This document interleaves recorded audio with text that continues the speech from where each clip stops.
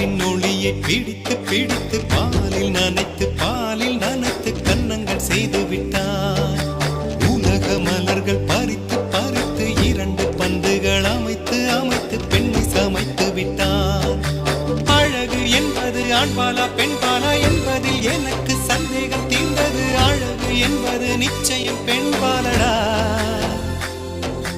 கவிதை என்பது மொழியின் வடிவம் என்றொரு கருத்தும் இன்று உடைந்தது. கவிதை என்பது கன்னி வடிவமடா. மின்னலை பிடித்து